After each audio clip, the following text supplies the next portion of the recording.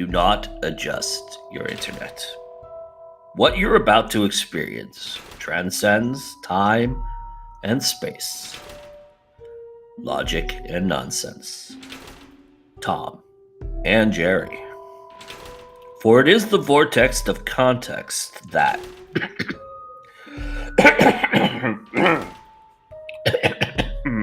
excuse me. Wait. Is it just me, or did it all of a sudden get a little smoky in here? Oh, that's better. So, what was I saying? Oh, yes. This is the GoIndieNow zone. Wait, why am I talking but my lips aren't moving? How big is this ridiculous jacket? Seriously, look how big this thing is. And why am I wearing a t-shirt under a sports coat? What is going on here? Ah, wait, I know. Do I? Do I ever? Yes, I remember now. Wait. Yes, no, I remember. Yes. Oh, wait, it just left me. It'll come back to me. Hang on a second. I remember. I remember now.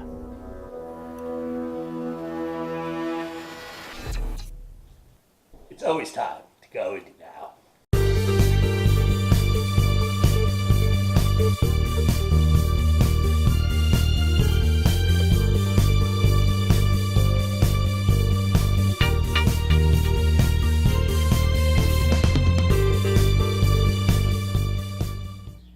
Oftentimes we find ourselves not beholden to one discipline because the creative forces surge and then they push us along and they push us to challenge ourselves, to try something new, to do something different, to stand out. Because oftentimes when you start as an artist, you have that initial fear and trepidation. And once you become the artist and you get that solid footing, once you realize there's nothing to be afraid of, then you have this almost carte blanche, if you will, of opportunity to try different things, to stand out. Because it's all about that as artists. We're trying to, amongst a sea of millions and billions of us, be different, be unique, be something that somebody's never seen before. We're always looking for that angle, that idea, and also to feed our souls. It's so important to feed our souls and to find what it is that we love so much. Sometimes it's not the thing that we started at, but then sometimes it's not just one thing. And that's what this episode's all about. We have some incredible artists that you're going to meet who have decided to try and juggle a couple of disciplines and are doing it quite well. We have Tia McGrath, who is a singer from day one. She was born to be a singer, but yet she had this itch, this burning desire, and this dream to write a book, and she wrote a children's book. We have Anais CHARTSCHENKO, or Anais Believe, as she takes her persona into the music. Again, someone who was groomed and trained in classical music, but always had this innate sense of prose and poetry, and she speaks so eloquently and she writes so eloquently, and she has such a great conversion into emotion, and she does that in every discipline that she attempts. We have Del Sulo, who is also a musician at heart, but he figured out that he had all this time on his hands, and when he did, these stories that he was telling through his music came to life through stories that he was writing down and exploring. So let's meet him. And then along the way, we'll have some great new releases, some great reviews, some great coaching segments, as we always do on this show. And we have an awesome film to highlight as well that kind of leads us into what we're doing next week on the Fandom Forum. So, kind of tying one end to the other. So, but that being said, I think it's time to get the show started. What do you think? All right, I'm Joe Compton. Thank you for joining us. And if you like what you're watching, please do subscribe, like, and comment. We love to hear from you. We especially love when you comment so that we can talk about all the things that you loved about this show. All right, everybody. We'll see you on the other side. On Your Sunshine. How about that for San Francisco? Awesome. Yeah. Are you ready to go? To start?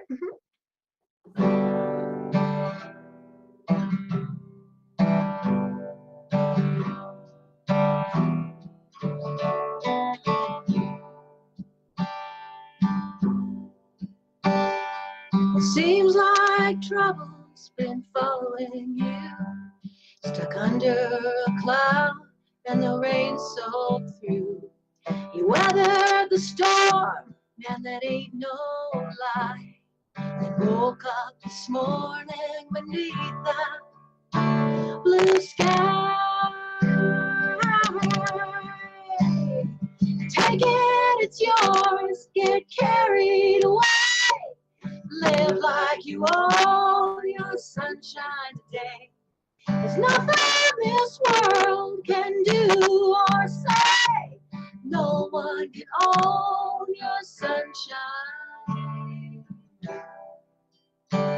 anyway.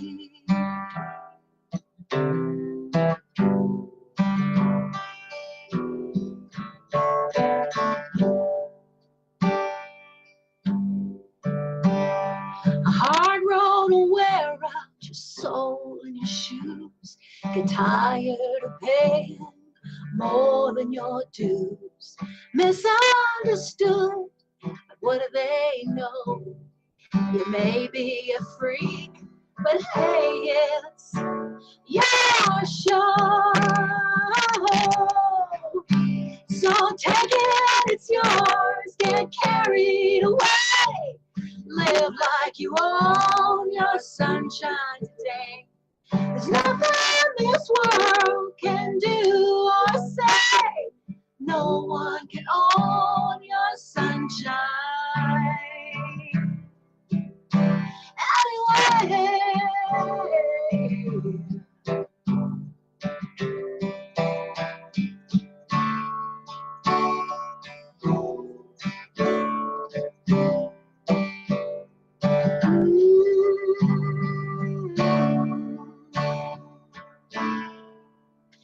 So take it, it's yours, get carried away.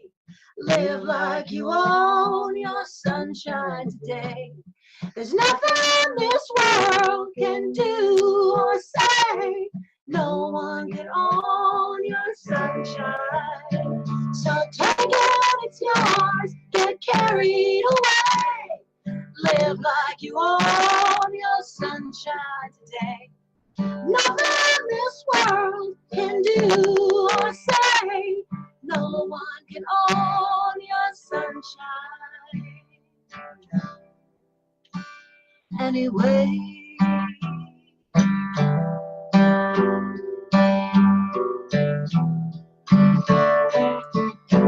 Hey, yeah.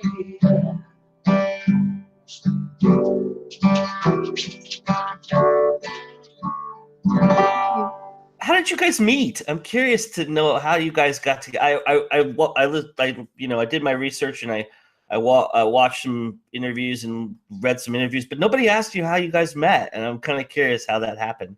Yeah, so Tommy had moved to Nashville from Los Angeles, and Tommy moved there with a full staff writing deal in hand, which is very rare, you know. Yeah, sure.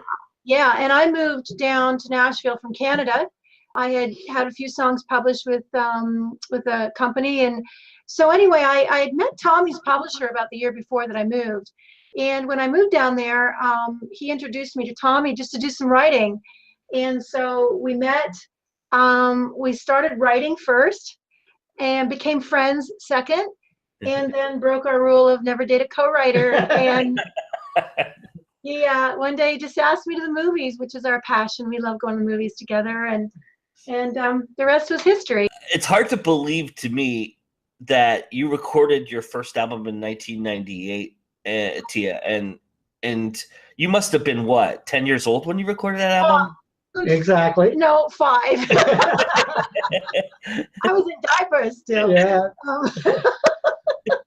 They're called the diaper sessions. Yeah, I had won the Canadian Open Country Singing Contest up here in Canada, and it launched me into a country career, which to that point, I mean, I was in high school. I had just been singing. I'd been studying professionally, vocal lessons and everything, but I was more into theater, Broadway, Streisand, Linda Ronstadt. Oh, I just learned it. And in fact, I learned Blue Bayou, and that's what I won the contest with. So it launched me into, I won some money, and so I bought a guitar. I got some free recording studio time in Niagara Falls. And then I ended up on a TV show in Toronto with Johnny Cash and Jim Carter, which was cool. And at the end of the day, my parents had taken me down to Toronto for this. And at the end of the day, I remember saying to them, what's really strange about this whole experience is that the biggest stars in the room, Johnny and June, were the most humble and nicest people of everyone. The others, egos, no egos. In fact, Johnny invited me into June's dressing room to meet her during the break. And she's sitting there in her little slippers and curlers in her hair, and not like, oh my gosh, get out, this is my space, So Tommy and I try to apply that in our career and on the road. Nice. There's times when we'll be faced with something and we go, what would Johnny and June do? How would they handle this? Exactly. It just, it was just very, very serendipitous. Like everything was just happening. And I was like, well, this is easy. This is cool. And, little did I know. I've been blessed all along the way. Meeting Tommy is, I think, the biggest blessing I've had in my music career. And of course, we just have a great time going up and down the road together, making music. The music industry went through kind of a flux, right? And kind of imploded within itself. And the major labels don't have the strength that they once had, that now most artists are becoming more independent, right? I've always been an independent artist. I was an independent artist when it wasn't cool. In those days, your goal was to get a major record label, right? Sure. And I remember that at some point I was frustrated with labels. I didn't like what they were trying to do. I didn't want to go where they were going. And so my dad was managing me, and he's so smart. He said, well, why don't you start your own record label? And I said, well, Dad, you can't do that. And he goes, well, sure you can. And so I just started my own little record label, and I released 2 CDs on it. Then I moved to Nashville, and I'd given up my artist thing. And then when Tommy and I started recording together, I said, well, I did set up my own little label years ago. Why don't we just put our stuff out on Bandana Records? And here we are. And so we were indie before indie was cool. Yeah. We're hearing left and right that CD sales, nobody's buying CDs anymore, but every time we go out, we sell tons of CDs. And because our buying public aren't Napster or, SoundCloud, they're not downloading or streaming anything. And the younger people are, which we're having to adjust with that. And so we make those technologies available. But when it comes to the industry, we are blessed and now have the same playing internet space as everyone else has to compete on.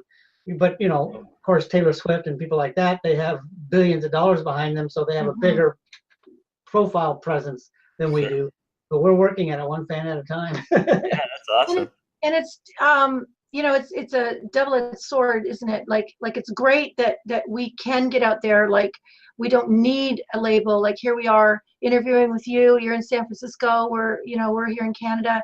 But at the same time, like Tommy mentioned, I mean, you still are up against the major labels, and even for festivals and things like that, a lot of times I do our own bookings, and a lot of times you're up against, there's maybe one booking agent that is responsible for putting a bunch of artists together for a festival. Mm-hmm. And so unless you're on that roster and unless you're on that label that's sponsoring them, it's a lot of that. There's a lot of acts now that are going out and paying to play more and more all the time to be seen and heard. We just keep believing that good music is good music, and that at the end of the day, like Tommy said, we're still selling our CDs. People are downloading or streaming our music. They're finding us. They're coming to our shows. So we just keep making our music and hope that every day we can just get out and keep doing that. Do you feel like your fans are more authentic because of the way that you approach your business? Yes. I do.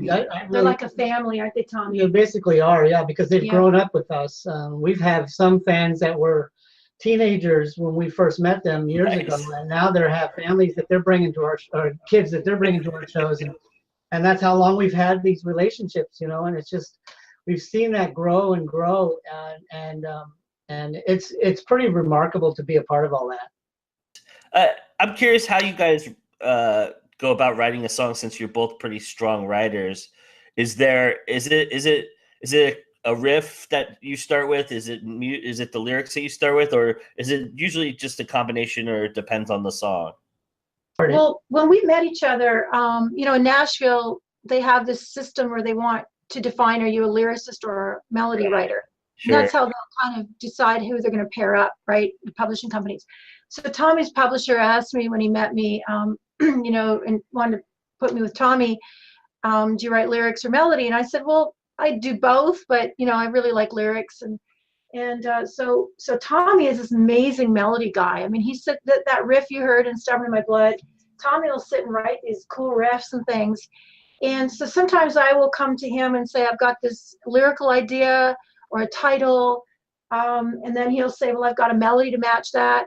Or vice versa. He'll come and say, I've got this really cool musical riff and it'll inspire me with a lyric. And that's basically what we do, don't we? Yeah, and then pretty much it goes off from there and we just run with it. I'm curious what drove you to write a children's book. Oh. I always had on my bucket list to do that. I was a huge Laura Ingalls Wilder fan, the Little House on the Prairie series. Sure. And, and so what I loved about that series was how she took real people and real events, but told them that they would relate to children. And there was always a wonderful message in her stories about family and everything.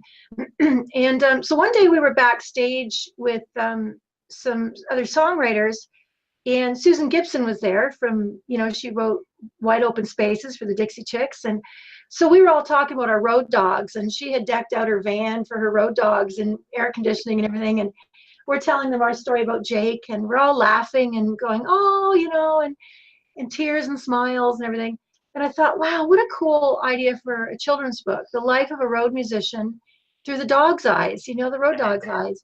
So last January, a year ago, I was kind of feeling tired and a bit stuck. And Tommy said, why don't you just take some time and write your book? And I just started it. And it's developed since then. And we're having a great time. We're going into bookstores, schools. We're doing a benefit concert for our local chapter of the Dolly Parton's Imagination Library. Nice. Helping raise funds for books to get in the books' hands of kids and stuff. So it's really cool. Well, what's one way that people might be surprised to know that how writing a book is similar to songwriting? Well, it's about being real. A writer writes what they know. Nice. Yeah, and whether it be songs or writing, and I think that's what got me was when I sat down to write my children's book. I thought, I'm going to try to just write it the way that I know how to write a song. Nice. Tell the moving picture, make it a movie kind of thing, and be real about my characters, be real about the story, the messages, and just let it kind of sing its way out. So what do you guys love about being indie? What do you cherish most about your indie status? The freedom to keep going. We can go as long as we want to. We've got it all set that we're going to someday do our wheelchair tour. Like the old folks home. The old folks home. And what's nice is when we go from the top floor to the first floor again, they'll think we're brand new. Right. They'll say, I love these guys. How come I've never seen them before? Well, we were just here a few minutes ago. It'll take us that long to get down there. Yeah. You know, we can keep going until we don't want to. Yeah. You know, or can't. That's, I think that, and that we can write and record what we want to write and record, and also on a deeper level, you're reaching people who, when we go to England, when we go to the States, when we go to Canada, we go out and we seek out audiences that are in little towns or places, you know, they may not be able to get to London or Toronto or Vancouver or LA. And sometimes there'll be like farmers that are in a town in Kansas that, you know, on a Wednesday night, and they can come out and see us play and they can't get away any other day because they're so busy with their fields. And that's what we love, you know, is just being able to reach people at grassroots level. What's one tip or piece of advice you would give musicians just starting out who are going the indie route that you wish you had gotten when you started? You have to wear all kinds of hats. There's so many kids now that start out, they have amazing talent, and they give up after 5 minutes. If anyone had told me when I first started that it would take this long to be where I am and to not have achieved, you know, the big star status, I may have said, well, wow, you know, and given up. But in the long run, it's been beautiful. It's been a beautiful journey, and we're still making music. So don't give up, and do it for the right reasons, because you love making music. You can't do anything else. It's in your blood. And please don't take it halfway. Really hone that craft, because we see so many people out there who don't spend the time on learning how to be really good songwriters or spend time on their craft and becoming great artists. The shortcuts are just amazing, how they think they can get there. To be really great independents, you have to really be good at what you do. That's a great point, because, you know, as independents, you have to win people's ears the same as a major label artist, and the major label artist has the advantage of all that money and promotion behind them, but we have to rock them with just who you are. You have to be honest with who you are, and your songs have to speak for themselves. And if you don't have the goods, there are thousands and thousands of people on YouTube that will outplay you and outsing you if you don't get your craft down. My father's mother came to these shores on a boat from Transylvania. My mother's great-great uncle died in a war, a Jacobite Scottish Highlander. Oh, they run through me. Hey guys, C.L. Cannon here from Fiction Atlas Press, bringing you another marketing tip. This month I want to talk about your author website and whether or not that website is secure.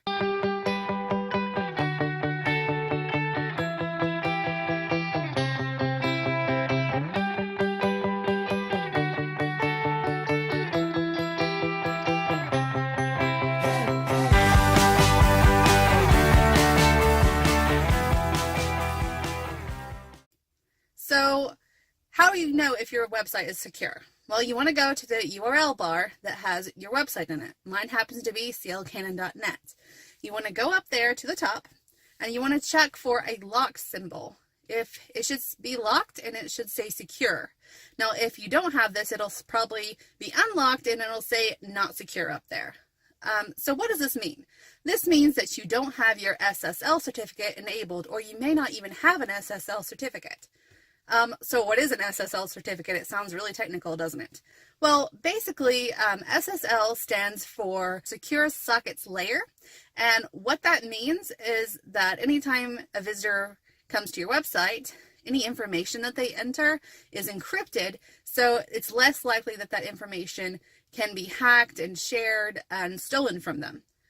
So this is something, you know, that's really important. And one thing that makes it even more important now, even if you're not selling anything, like say you're selling books on your website, that's something that authors, you know, usually do. That's one thing they might sell, or swag. Well, even if you're not selling something on your website, you still need it to be secure. And this is one of the main reasons why. Google has changed some of their policies. They are now taking websites that don't have SSL certificates, and they are putting them down in the search rankings. So if you have an SSL certificate, your rankings will get higher. If you don't, it will start hiding your website in those search rankings, and we all know that that's bad. Another reason why you need SSL certificates is you might not see it, but when people go to your website and you don't have an SSL certificate, especially lately, Google has been already changing this. They put a very large pop-up, or your entire site doesn't get shown, and it says that this site is not secure and that it may be a scam or it might be a risk. So of course, that's going to drive down the visitors who come to your site, because they're going to think it's not secure, that it's dangerous, and they're not going to want to put in any information in there, and they're not just even going to want to be on it because they'll think, oh, well, this site could be dangerous, it's going to give me a virus or any of those other things, which is of course not true, but the way that it's worded makes it feel like your site is dangerous, and this is going to be taking all of your traffic away from your site. So this is why it's really important to enable SSL. So what can you do about it? Well, I have WordPress. I'm self-hosted on InMotion, and I use WordPress.org. So for me, it was a really simple process. I just went into my web host, into the admin panel, and there was a place for me to enable my SSL certificate. You can also do it through cPanel if you're self-hosted. I also downloaded a plugin for WordPress that's called Really Simple SSL. And all I had to do was download that plugin, run the plugin, activate it and everything. And then within a couple of minutes, my site was secure. I looked, checked, and my site had the green lock that said secured, so I was good to go. What if you're on Wix or Weebly? Well, I know for sure on Wix you have to go to Site Manager, Site Options, and then go to SSL Certificate and turn it on. It's a pretty easy process, and I think Weebly is actually pretty easy too. I'll also leave links below on how to do that. So what if you find out that you don't have an SSL certificate? Well, there is a website called Cloudflare that actually has a free SL certificate, and all you have to do is sign up, and it's a one-click process. It's very easy for you to get your own SSL certificate for free on your own website. So don't worry if that's something that happens. There's a fix for it. Okay, well, I hope that helps you guys enable SSL on your website and let you know a little bit about why you should. If you guys run into any trouble, you can always message me on Facebook, or you can email me at info@fiction-atlas.com, and I'll try to help you troubleshoot, and we'll get your site fixed for you. So that's all I have for you this month, but I'll see you next month. Bye.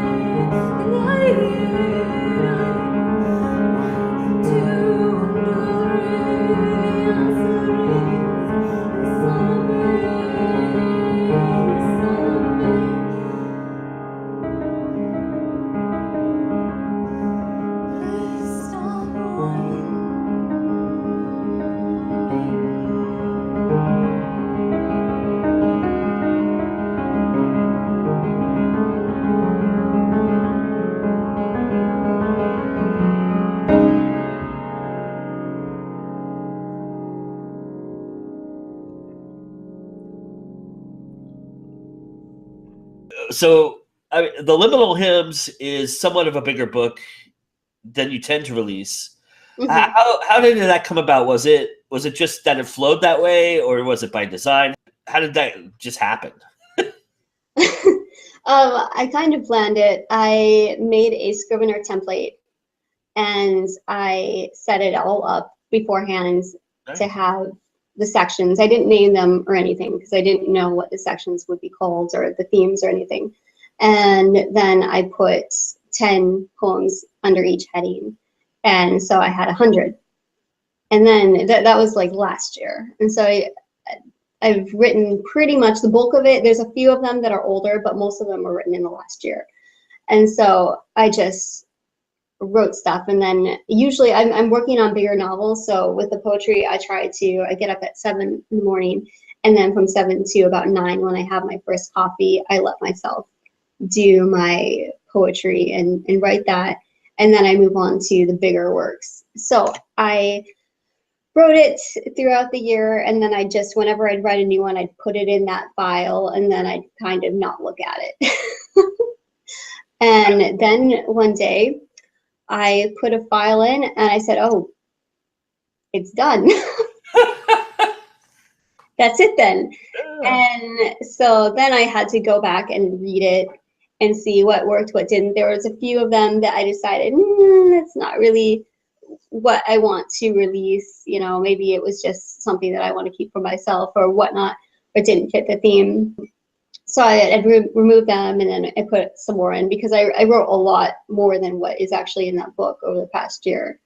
So I just tried to keep the things that I felt fit into the theme of liminal spaces. So if it didn't fit that theme, it didn't go into that file. Nice. So then I just kept another file of kind of poetry overflows, so they might find a home somewhere else at some point. But it was by design to have it be about that size. I kind of just looked at people that I admire, like Leonard Cohen, for example, and then I looked at his setup, and then I was like, all right, I'm taking it. You can't go wrong. Yeah. At least for me. It has that feel to it. It does. It has that Leonard Cohen kind of flow too. It's very excellent. That was actually the first I could show you. I wrote it down, Leonard Cohen, because that was the first thing that came to my mind. Actually, I'm curious too, because I don't know. I mean, I haven't attempted to put a poetry collection together or a book together. I have tons of it. I probably could do, but it's probably all garbage on top of that. Well, you have to write a lot of garbage to get to things that you want to put. Right. Sure.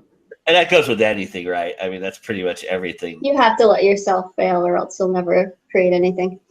Yeah. But I'm curious, how do you know when it's done? Because it seems to me would be my struggle. I was talking about that with my voice teacher, who is my best friend. She's a dear, dear friend of mine. And I said, I'm just not a fusser. I'm just, like we fuss about other things. Like when I learn a song, I will fuss over one bar of music over and over and over for, a month before we're satisfied and then we move on. But as far as my writing, I'm not a fusser. I wrote it. That's how I felt at the time. That's what I wanted to say. And then after, when I saw that the files were full, I said, and then it's done. And now I can, let go of that. Tell everybody about how you came up with the title, Liminal Hymns. It's basically everything in the book and in the book and the music. It's all about liminal spaces. So that means when you have left wherever you were and you're not quite where you want to be yet, and you're just in this kind of nowhere, man. You're just, where am I? And you haven't figured out what to do next. You're not really comfortable going back. You're not comfortable going forward. It's that space of not knowing. This is a companion piece with the music and the verse, and they work so well in harmony in so many respects, in my personal opinion. But was that kind of what you were trying to go for with this, or were you hoping that the music and the verse kind of separated themselves and had something different to the meaning? I think that it all is part of the same project, you know, because a lot of them I'd sit down at the piano, I'd record it, and then that's what came out, and that's the words that are in the book, and that's the song that's on the album. And so it's all the same ideas in different mediums. So it doesn't have different, it doesn't occupy a different space. So that's why I have them both, you know, the liminal hymns, they're both the same work, interpreted differently, but same work. Yeah. You hit some new notes in some of the songs, which for those of us who are familiar with your work are geeking out right now. But how much would you say that was intentional, and what did you do? How did you prepare differently, or was it something different that you did to get to those newer places? It goes back to that vocal coach, Christina. She is always the person pushing me forward, and so I forget how long it was now, but I played her a piece of music that I'd written. She always wants to hear me play whatever, you know, I'm working on. So I played it for her, and she sat there, and she's like, and then she takes a sip of tea. That's very nice, Anais, but. And I'm like, uh-oh, there's a but. She's like, okay, here's the thing. You have this big range, and you're using this much of it. What's the deal? I know you can do it. You're doing the doll song. Where's the vocal gymnastics? Where's the stuff? And so I was like, huh. I don't know, because I am somebody who thinks, you know, just because you got it, you don't need to put it into everything. Sure. Especially my higher register, you know, I can sing very high soprano. So I was like, okay. So when I was working on my new songs, I'm always thinking about playing them for her. And having her with her tea and going, okay. And then seeing what would come next. So so when I wrote them, I was thinking, okay, I want to put something in there that she's gonna appreciate. Sure. You know? Yep. But if we're preparing for, I do the same thing I always do. I do my vocal exercises, my warm-ups, scales, a hot beverage. So it's something that was always there, but you've just been hiding it from us. How dare you? Sorry. Yeah, I guess I didn't even think about it, honestly. It's just that maybe it was that word of comfort, you know. You get comfortable doing things a certain way, and that's the way that you do them until somebody goes, and kind of calls you on it a little bit and says, hey, get out of your comfort zone. And then we've been thinking about writing an opera. So if you're going to write an opera, you need to have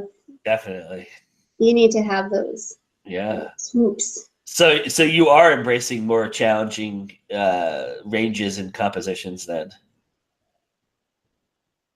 Yeah. I just had to be reminded that I needed to. There seems to be more of a retrospective kind of, forgive me, lack of a better term, gentler, more melancholy aspect to some of the verses in hymns. Do you think that's part of your maturing as a person or as a poet? Or was that just something that just happened by happenstance? The first book that I published, Bright Needles, a lot of that was written before I was even 18. Yeah.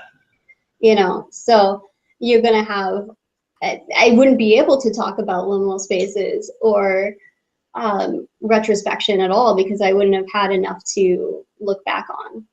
You know, even your later works that you have published within recent times have that kind of stinging edge to them, you know? Oh, okay. You know? Yeah.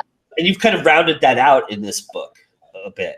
Yeah, I think that when you are thinking about those spaces where you're not sure where you're going yet, a lot of that is about reflection and memory. And when consciousness a lot is built from language, and it's built on memory. So when you lose your memory, then you kind of lose a lot of your consciousness or your language. It's dangerous to do that. So, I mean, if you want to be a sentient being anyway. So I think that it's about looking back and reflecting. And to do that, I think that for me, it's better not to do that in that stinging anger.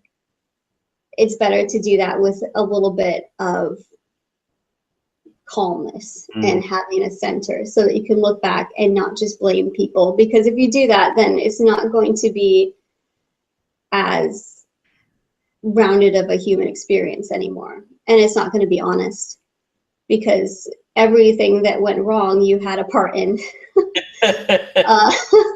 So I think that for me, it's about taking responsibility for those things and being aware of them so that I don't screw up the next thing when you are about to take another step into another part of life. You don't want to take all of your errors with you to the degree that you're just going to keep doing them over and over. So I like to reflect calmly, learn from it, and then hopefully not do it again the same way.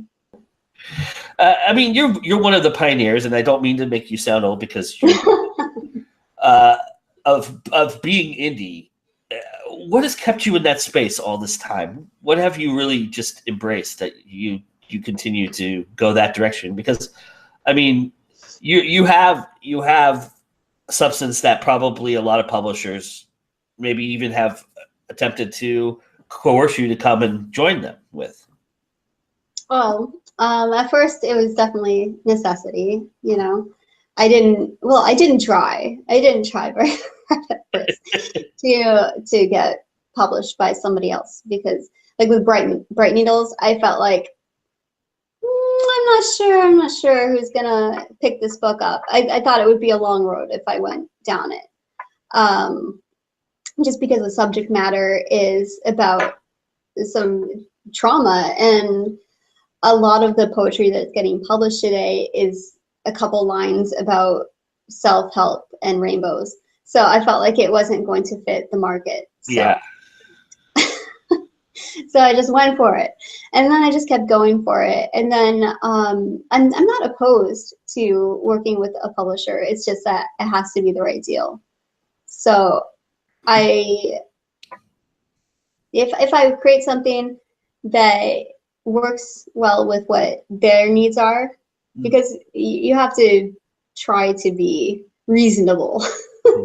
Kind of like I was with thinking about Bright Needles and thinking about what's being published right now. You know, if we were back in the 60s when people were publishing, you know, books of poetry that had more grit, then I might have gone for it. But right now the market is all about love yourself, choose yourself first. And my message is kind of the opposite. It's like, that's all good. Try to love yourself, but be reasonable. Right. And so sometimes that being reasonable means choosing to pick somebody else's needs before your own. Sure. That's just part of being a kind human being. You can't always pick yourself. That's just being a jerk. So, so I just really don't want to. I didn't feel like it fit the market. So if I write something that fits the market now, then I will go for it.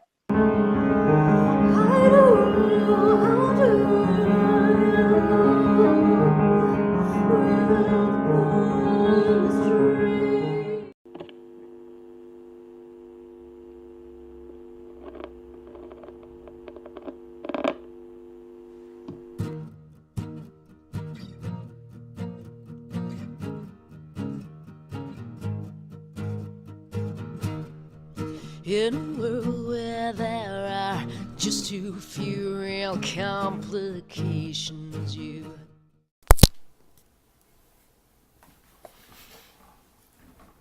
Greetings, fellow humans, and welcome to your indie music review with JD Estrada, a Puerto Rican indie author who is always happy to come here and spend some time with the GoIndieNow family. Jordan Rinn is probably my favorite indie musician. When I say indie musician, I mean indie musician. Her revenue comes from being on Bandcamp, and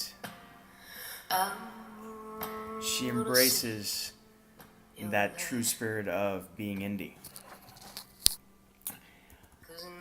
If I had to describe her music, it would be folk, goth, Celtic, acoustic rock. She's from New Zealand. She's a quirky character. She's a kooky cat.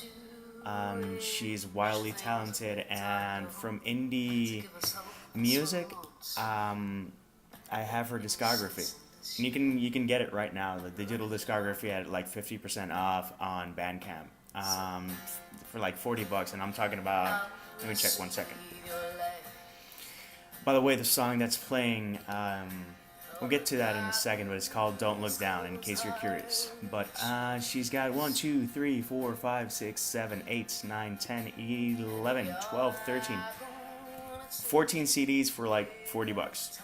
Albums for $40. Some are EP, some are shorter, but she has such a wide array of things going for her that I honestly and sincerely recommend her music.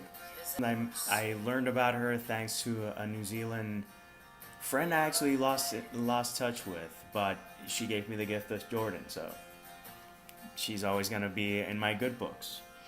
Her music can be great writing music, especially the album called The Annihilation Sequence.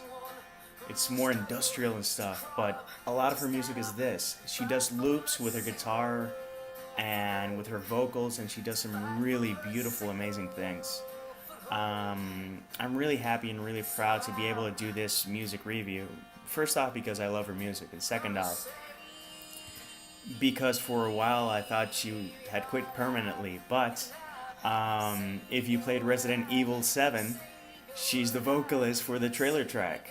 And she had actually, her example is really beautiful because she got tired of the grind, and physically it was a really demanding toll on her. Which is a shame. If you see her live performances, you know how much it shows that she enjoys that. By the way, Don't Look Down is from the track Maiden Mother Crone. If you listen closely, in the background she looped her vocals, she looped the guitar, she looped a beat that she plays on the guitar. Some really interesting things, and creatively it just shows how much one person can do in terms of, you know, music and a wall of music thanks to technology, and used in an acoustic setting. That's pretty cool. Let me look for another track to show you something else that she's done. I really, really love her Children of a Factory Nation. That one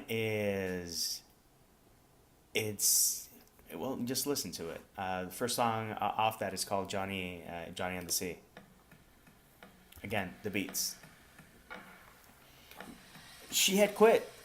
It was too much. It got to her, physically demanding, and she didn't feel gratified. Record labels shunned her. It was hard because she's in New Zealand.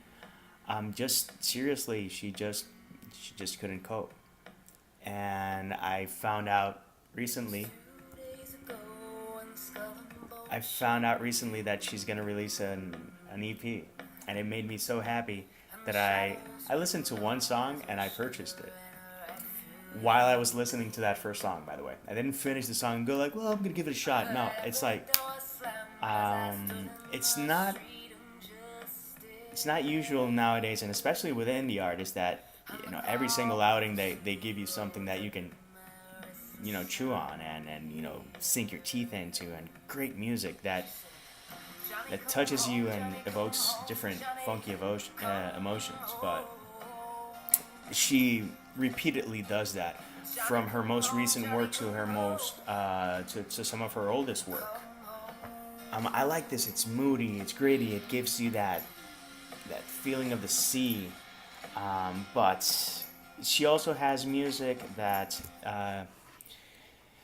can inspire if you're not having a good time. And one track that I can mention is "Long Way to Climb" from her Birds of Prey LP, and it's just uplifting. And you see the other gothic vocal stuff, and then you hear this and you go like, wow, there's a range. And this is from like 98, so she's come a long way in her musical evolution, but there's a beautiful variety to her music, and I'm just really excited and really happy that she's doing more music and that there's a chance for her to keep coming, because it also reminds me to keep pushing when I have those down days. When I go like, man, is it worth it to keep pushing? And I'll just release books or whatnot. Those self-doubt days which happen. And I see her story in that she's not like a super millionaire or anything even remotely close. She looked for happiness and kept creating. And that in itself is a message that resonates with me. Because I'll always create, and that makes me happy. And it's great to see her happy as well, and to be able to share with you her music. So by all means, go to Bandcamp, support her. Don't just listen to the tracks. If something really clicks, buy it. We take for granted the art that we have because we can find everything for free. Spotify gives it to you for free, so why pay for it? Okay, I'm an indie author, and I got a really demanding day job, and the dream is to be able to have the writing offer me enough of a window so that I can do more of that. And if people don't buy it and don't purchase it and don't support me, then I'll keep creating, but at a much slower pace. So you can also buy my books as well, but really important, go to Bandcamp, listen to her music, tell someone that you listen to her music, and by all means, enjoy. Do you wanna piss around for 6 more hours? If I know my luck, you've no idea about the protocols that say be gone before I wake up. Okay.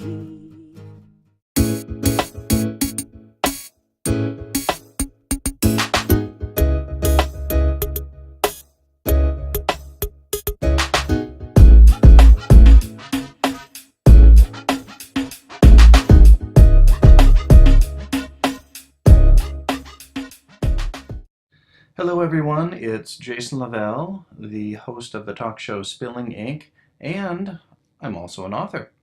I write for a small press publisher called Evolved Publishing here in the States, and on the 10th of September I released a new book called Whispers in the Shadows, and Joe has so kindly allowed me to do a short spot here on his show and read you the first chapter.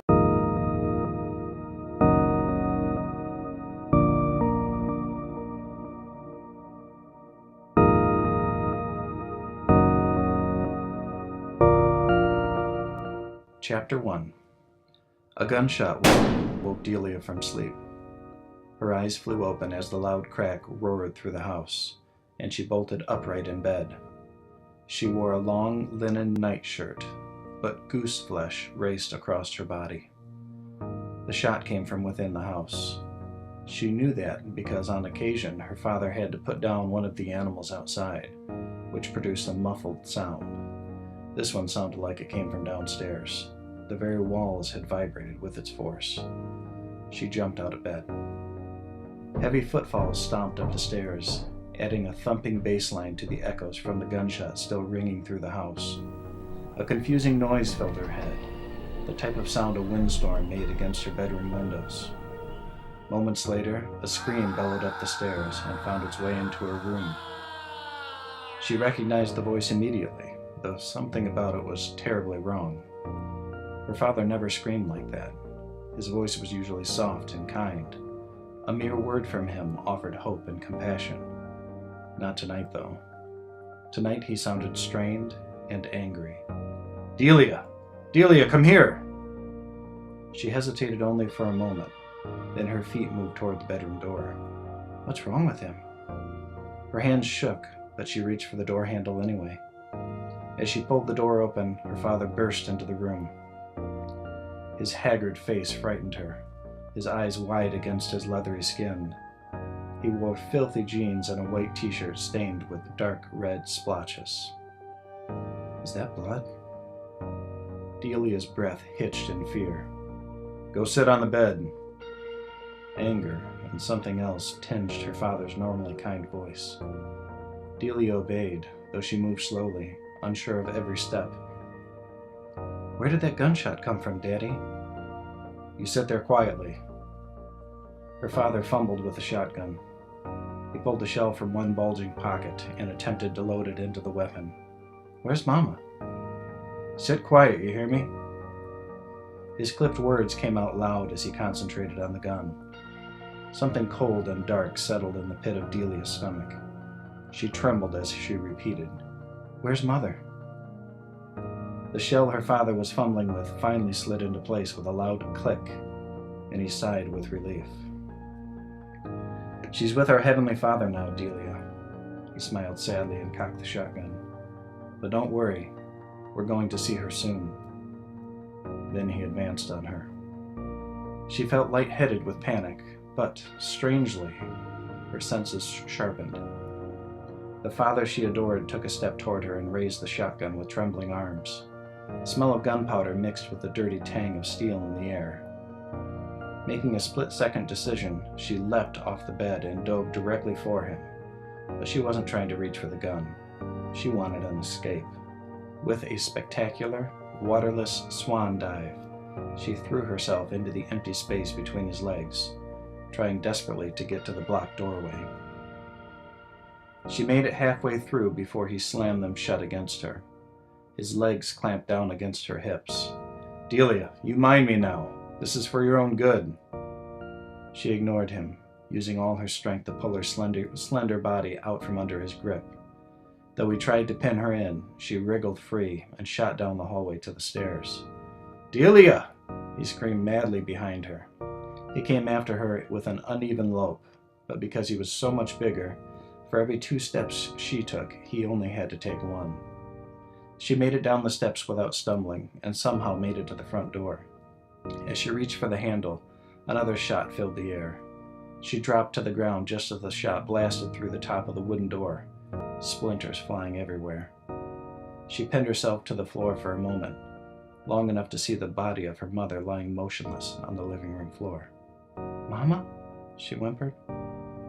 Fear and heartache clawed their way into her chest, and her breaths came fast and hard. Her father had lost his mind. He intended to murder her, and his steps followed closely on the staircase. Loading the gun had taken him a while last time, and now he plodded down the staircase as if lost. She had a chance, a slim one, but if she ran, she just might make it to safety. Well, there you have it. That's the first chapter of Whispers in the Shadows. I hope you enjoyed it. I spent about 2 years writing this book. It is a romance turned horror story turned action thriller with a lot of suspense. I like all those things woven into the movies and books that I write, so I try to give those to my readers as well. Anyhow, thank you so much, GoIndieNow and Joe Compton, for having me on, and I hope you guys enjoyed the reading. Have a great day.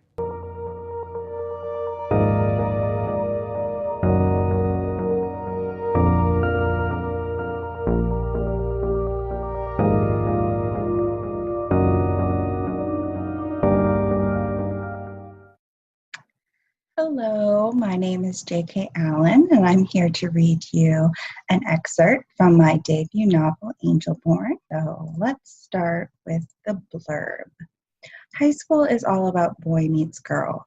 Girl gets demon mark, and girl finds out she's half angel. At least that's how it is for Ginny Gracehurst. 16-year-olds have a lot going on in their lives, and Ginny is no exception. Grades, homework, pimples, oh, and now the sudden appearance of a demon mark. and discovering her father, who she thought was dead, is actually the great angel Grace, who is very much alive. With unforeseen powers growing, she has to figure out who she really is while also staying out of the reach of a powerful half-demon who is hell-bent on bending her to his will. The Alliance, an organization that is supposed to help people like her, is threatened by her potential gifts. They are more invested in their own hierarchy than in upholding their divine mandate. It's up to her and a new friend, Aiden, to protect not just herself, but the one she loves.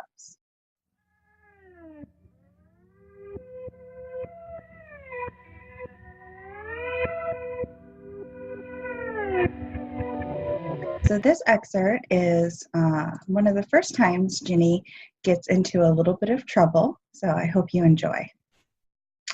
A couple blocks from home was a street of now closed shops. Cheery enough during the day, they had taken on an empty and hungry look.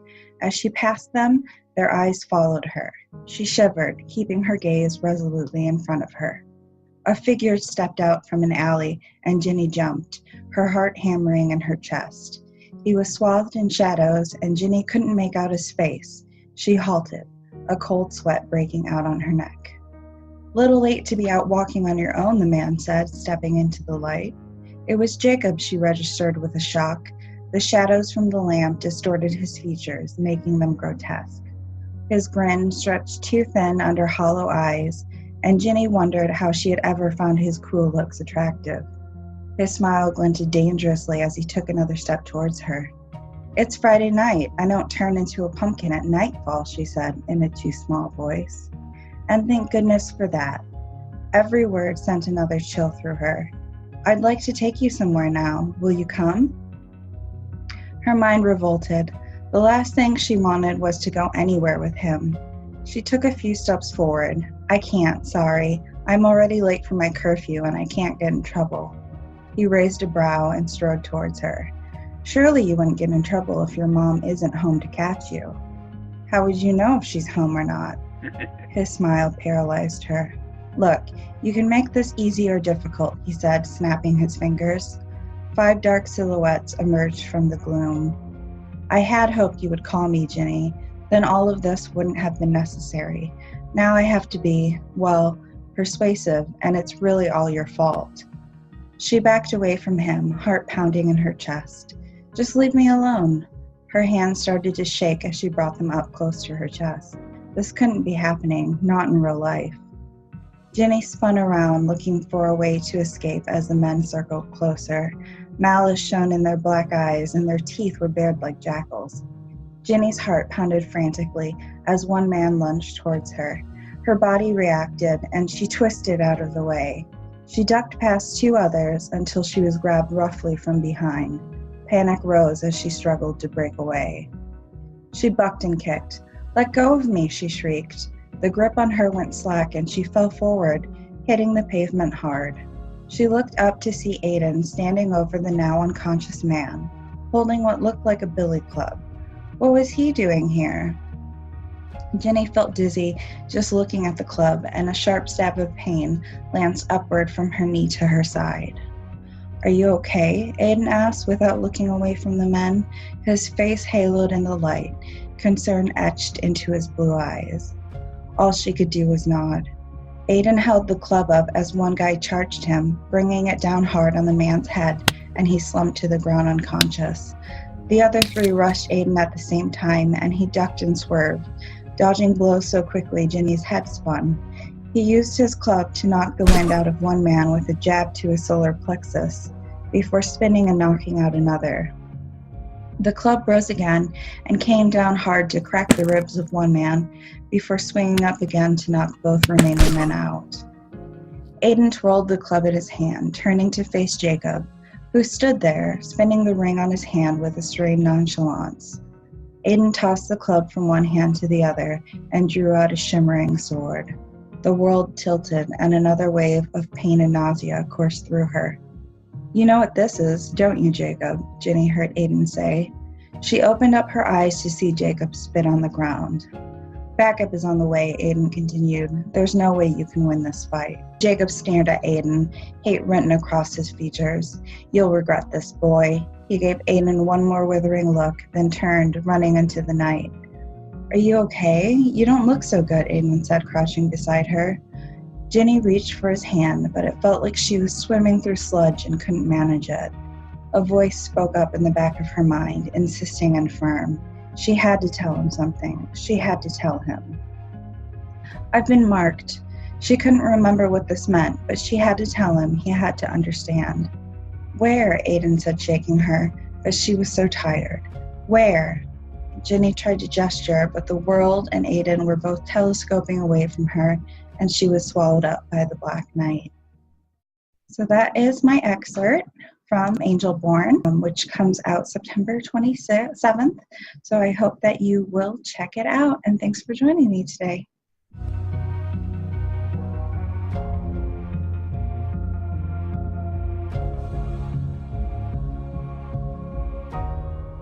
Hello, I'm A.F. Stewart. I'm an author of dark fantasy and horror, and I'm here today to do a reading from my latest book, Souls of the Dark Sea, which is the second book in my fantasy series, Saga of the Outer Islands. The series is dark fantasy, epic fantasy, and it's all about ghosts, gods, and sea monsters. I'm going to be reading the first half of the prologue from Souls of the Dark Sea, and here we go.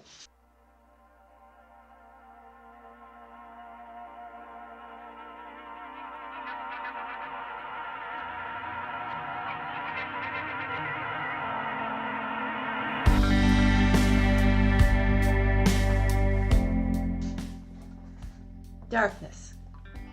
The sound of her breath swallowed by silence, her tranquility.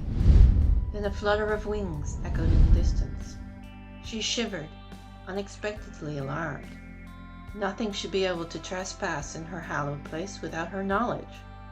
She stared into the black abyss with a tinge of anger and trepidation. Is someone there? Reveal yourself.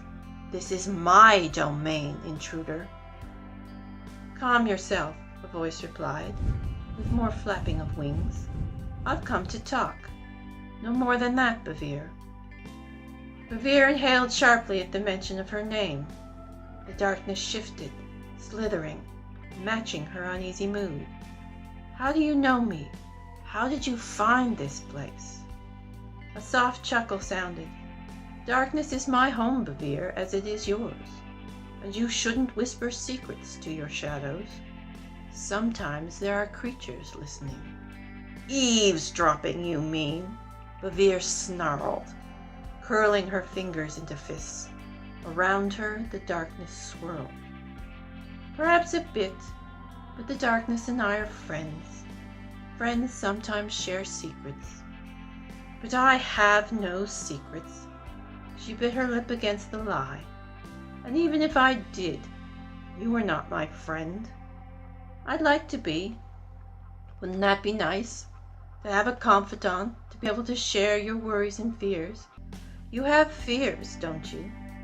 About those terrible dreams that have been disturbing your slumber. How did you? She stopped, letting the rest of her admission go unspoken. I can feel your fear. The darkness can feel your fear. I want to help. I want to ease your troubles. Talk to me. Confide in me. Let me help you. The voice from the shadows spoke in a soothing, gentle manner, like a friend. Bevere closed her eyes. She wanted to scream, to deny, to send the unknown creature away. But suddenly she felt tired, lost, alone. You are not alone. Not anymore. I don't. She wanted to protest, but having someone know, finally know, felt good. She whispered instead, Yes, I am afraid that my dreams will come true. Ah, my poor dear. More gentle, sympathetic tones, and then, you are wise to fear. Your dreams hold truth, especially that dread you hold of one particular person. A space of silence fell. Bevere shook in consternation before the voice added, I can help you with that. help you rid yourself of your fear, of your enemy. An enemy? Revere recoiled at her most intimate thought. She lashed out in denial. I have no enemy. Who do you think threatens me? Tell me. She shouted her haughty words, but knew no lie would hide the secret name in her heart. A name that shouldn't be there. She held her breath as she waited for the voice to speak it aloud. Your brother, God of souls. A pause, with only her rapid breathing to break the quiet. Then, I'm listening. Excellent. Let me introduce myself. I am the Nightmare Crow. So that was the first half of the prologue from Souls of the Dark Sea. You can find the book on Amazon, Barnes & Noble, Kobo, iTunes, all the major retailers. And you can find me on Facebook, Instagram, and Twitter. Thank you, and bye.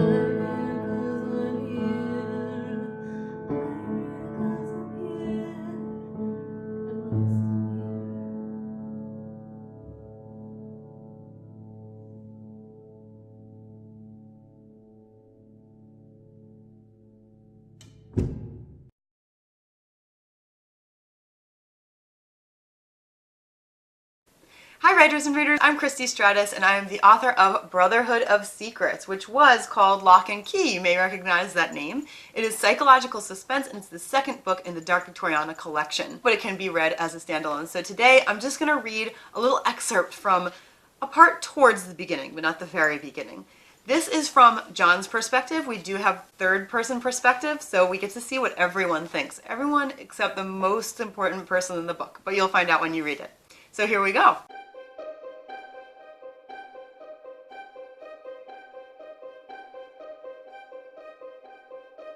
One by one, mouths dropped open in the carriage as it approached not a house, but a mansion.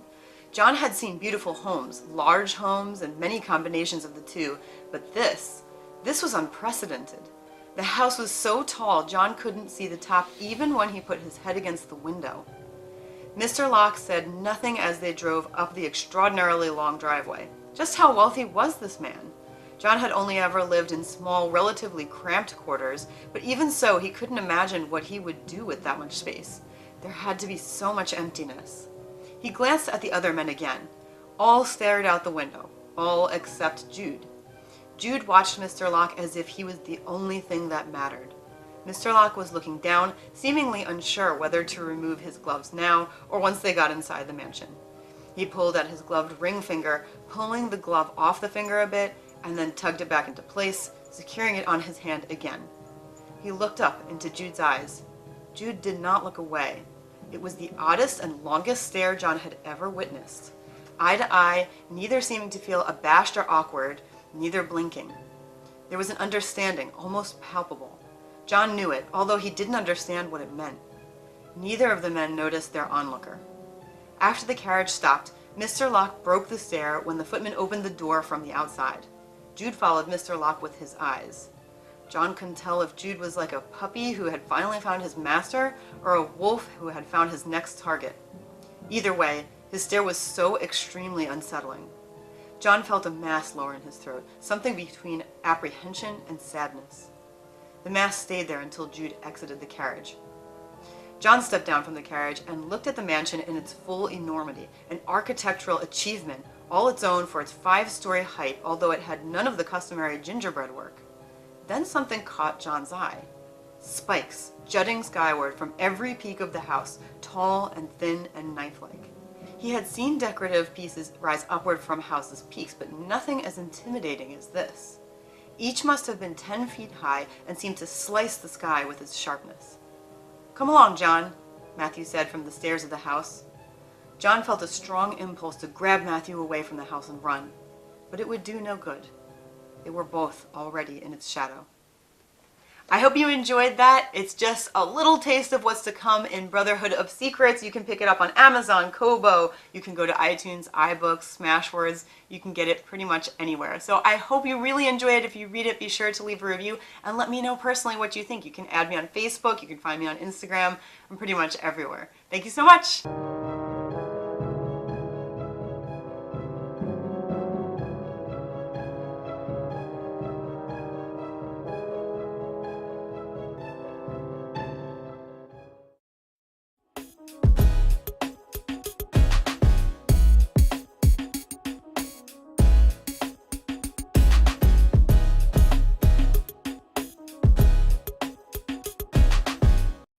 Hello, my name is Julia Allen, and I'm here with another review, this time of The Brotherhood of Secrets by Christie Stratos.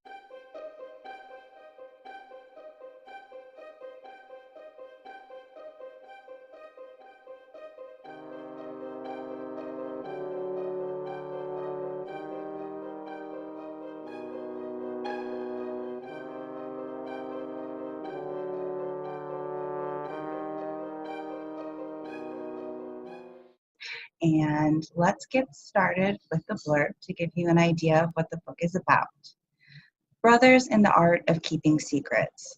This is the mantra Mr. Locke's carefully chosen 5 employees must repeat together every day before starting work. If you won't tell them your name for Lock and Key's ledger, they'll find out. They have their ways, and many of them. Yes, these talented locksmiths can make a new lock and key set for you. They can even make a special padlock for a diary you never want to share with anyone. But just remember, when they make the lock, they keep a key, and it's only a matter of time until they use it. Day by day, each of these young, single, alone-in-the-world workers is being molded into the family they crave, a family in which each member has his use towards an end he doesn't even know exists. How do the Brotherhood and the town's secrets interlock? Only Mr. Locke holds the key. So let's get started with the review. So this book is a psychological suspense, and I don't read a ton of them, though I have absolutely nothing against the genre, and I do enjoy reading one every now and then. It's just not my go-to genre to read. But this one definitely hits the suspense note really well. From page 1, you know something is going to happen, and it's going to be something big. And you're left trying to figure out like what exactly that is going to be. It's really nice that the plot points were not predictable. A lot of times with different suspense novels, like you can kind of tell like what's going to happen before it happens. Like it can be really predictable in a lot of ways because there seems to be only so many plot lines sometimes. So the nice thing about this was like I said, you knew something big was going to happen, and it was building and building and building up towards that, but you didn't quite figure it out until it happened. So that was really nice. You had to keep reading to find out what happens next. I finished it in just a couple of days, and it was really well paced. Like the writing style lends to a faster pace, which is great for suspense. And it actually reminded me kind of more of a thriller with just how fast paced the pacing was. And that's definitely not a bad thing, especially for this genre. One word of warning I will give, however, and it's not really a bad thing necessarily, but there's several main characters with different POVs that you have to keep track of. And right in the beginning, they're described in, I don't know if it's a journal entry, but it's like notes that Mr. Locke makes on the employees that he's either going to hire or not hire. So there's different notes and descriptions of each of the main characters that you get a POV from, which was nice, and it was a really interesting way to start the story. But it also meant that whenever I read a new POV, I had to flip back to the first couple of pages to remind myself of who exactly he was talking about, because there's a lot of people to get descriptions about right up front when you don't know who anyone is yet. So like I said, it's not necessarily a bad thing, but if you don't like all that back and forth, then that's something to warn you about. Once you got familiar with the characters, it was fine because each character was like distinct in who they were. You could tell who was who, and the POVs were written well. It was just that initial trying to figure out who everyone was and remember what you needed to know about them that was a bit tricky. And I did like the characters, especially the apprentice and his mentor. I thought those were really well developed and really relatable characters. And the relationship between the two were great. You can see all of the trust the apprentice puts in the mentor as he's young, he's just a teenager, he's on his own, and he's trying to figure out like how he's supposed to interact with his coworkers and how he's supposed to behave in society. So he really looks up to his mentor for how to act and how to behave, and also how to think clearly for himself, which is something his mentor teaches him. So I did enjoy the relationship between them. There was a resolved ending, although it does definitely leave things open for a series. Like it builds up towards there's going to be more in future books. So overall, I would say this is a very solid book, and I would recommend it to anyone who does enjoy suspense. So that's my review of Brotherhood of Secrets, and thanks for joining me.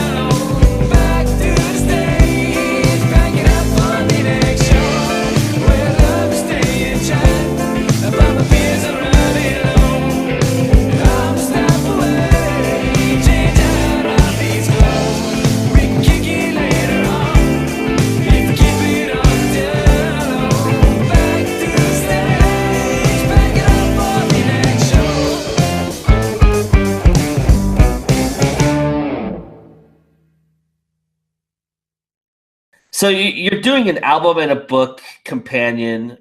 Yeah. Where did the idea originate? The idea originated a few years ago from essentially just having a little bit too much time to think. You know how that can be dangerous. And I'm for sure a musician before I'm a writer, and I just, at the time, like the age I was at and my life circumstance, I was playing in a bunch of bands. I really wanted to travel around a bit more, and I really wanted to, I had curiosities about making a solo record. And so I kind of dove into that. And then the engineer I was working with was only available like on certain days, which left me with a bunch of time in between sessions.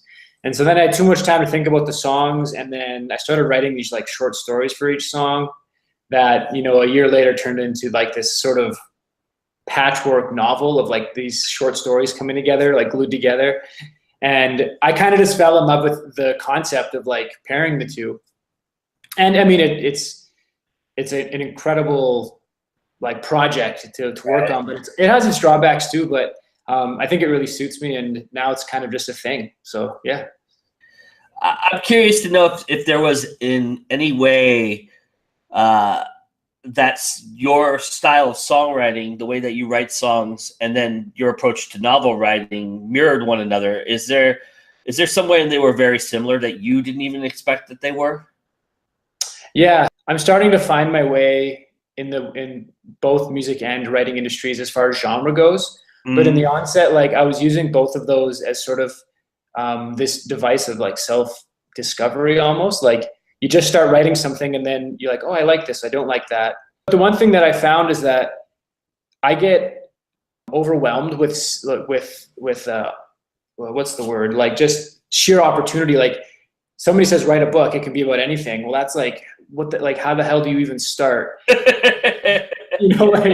So by having a story that I'm trying to tell, like it forces me into constraints as a songwriter, and sometimes the songs come first and they force me into constraints as a novelist. In the sense that I need to be closed in a little bit in order to be productive. They help each other do that. That's interesting. That's very interesting. What's a unique challenge that you encountered in writing the novel that you hadn't experienced as a songwriter? The biggest challenge for me in writing is just the meticulous editing process, and also just like as far as a lifestyle thing, I think it takes a special form of endurance to be able to like spend that many hours alone and stay focused. And so I was really humbled. Writing constantly humbles me in just like these psychological battles of just sitting down and just getting the work done. And whereas like it can be the same with music, but a lot of my music writing experiences are you're with a group of people and you're having a couple beers and a song kind of just comes out. And one isn't better than the other, but writing has taught me a lot about being alone and all that. So, do you think it's made you a better songwriter? For sure, yeah. I listen to lyrics now with a lot more of I pay attention a lot deeper. I pay attention to words a lot more. And I've had this conversation with some friends where like you listen to somewhere like in the early 90s, lyrics just started to become a collection of like cool sounding random words that just seem deep. And that sort of like has stuck around. That I think that sometimes musicians aren't they're not held to like a hard enough standard. They can kind of just like say anything and it's like, it's art, man. I don't really buy that. And so writing has really forced me to like hone my craft with words. So you've been out on the road, you've toured a lot, and you've been selling yourself for a long time. You've been selling your music for a long time. So how different is it going to be with now that you're going to be armed with a novel that's going to be soon coming out onto this next tour? And what are your expectations? How are you approaching it? Is there something differently that you're going to do when you do market yourself again? The unexpected like thrust into the world of being a marketer was something that I didn't anticipate when I was writing my first thing. It's of a sudden you've got like books on the way, and then you're like, oh my God. And then so like the past couple of years have been this like incredibly like steep learning curve of kind of grasping what the marketplace is right now. And with, you know, with everything that's going on the internet, disrupting traditional publishing, and it's been a lot of learning. And I'm finally starting to like hone in on, you know, who my readers might be and where they are. But one of the cool things that I'm finding as far as selling things goes is like with so much going digital and like everybody kind of turning to like streaming with music and that, having a book at a show is like something that people are interested in like taking home. There's always going to be those people who prefer reading a paper book. And because of that, it's allowing me to like stay afloat a little bit more than any other musician has. And it's kind of funny how like, but at the same time, not a lot of writers are able to go kind of like door to door, or I mean like city to city in the way that I am, because I'm playing some songs. So they kind of like help each other that way. But at the same time too, like when I apply to play a music festival, or I like apply to do an author's reading, they kind of like, well, you're just a musician guy, or you're just an author guy. And it's confusing to a lot of people too. So there's all these advantages and there's all these disadvantages. It's just trial and error, and starting to find like a few seams where people are buying it. So it's cool. Do you find, just like what we were just talking about, that people are searching for deeper meanings within your own songs, but they want more insight into you by purchasing the novel? Have people approached you and told you that? Yeah, that's an interesting thing, because like this is my second little novel, and they're both written first person, but they're fictional. And so like based on life experience, but they're fictionalization, because like my life simply isn't like that organized or interesting, you know? So I've kind of like, I can relate. made them fictional, but a lot of people will be like, oh man, so that one time when you did this and this, and I have to step back and be like, that didn't happen. That didn't happen to me.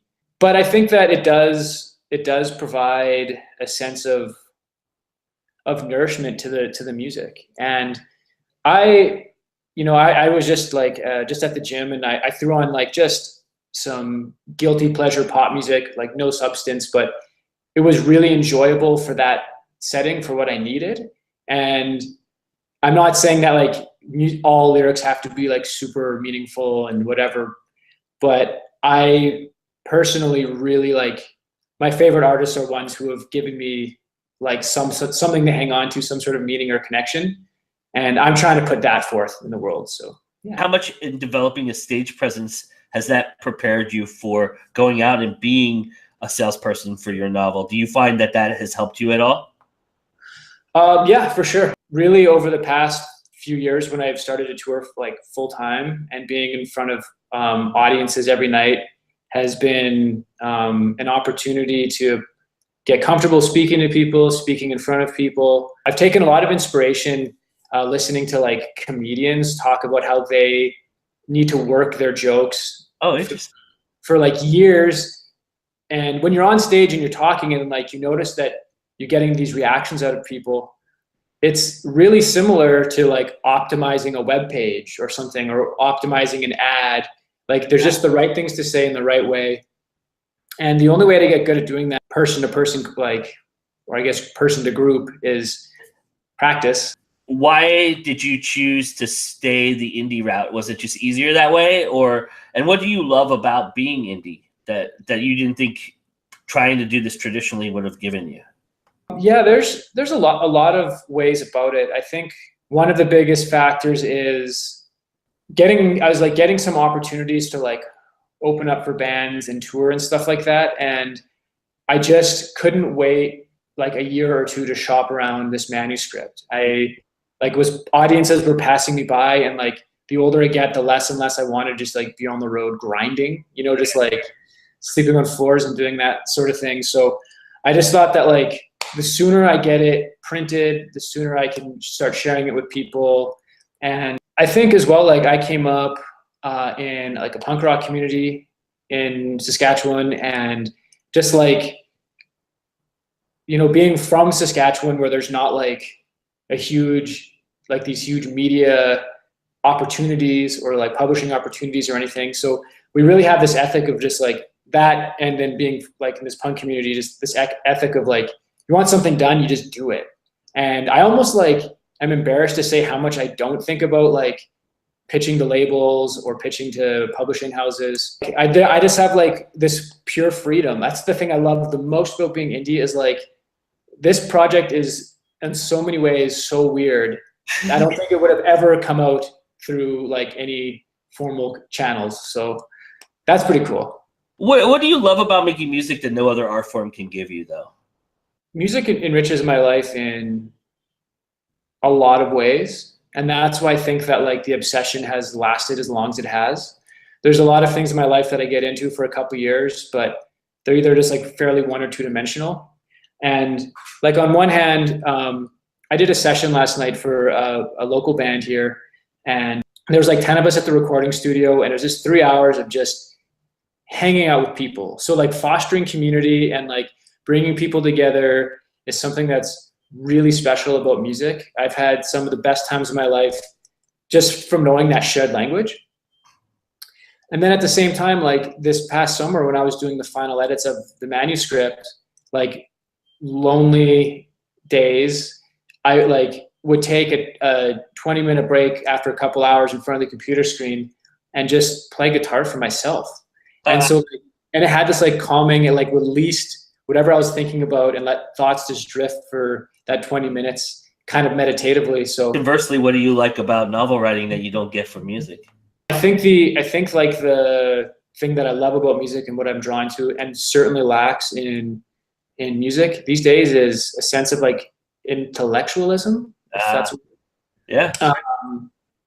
Or like the idea or space to like work out longer thoughts, you know. And it's cool how music can like in 3 minutes or whatever can like give you an idea of something, but it very rarely like has a thesis and has several, you know, arguments to back up why that is so. It's just like, this is the thing. Yeah. Interesting. You talked about the camaraderie and the family atmosphere of the music. Have you, you know, we were just at When Words Collide together.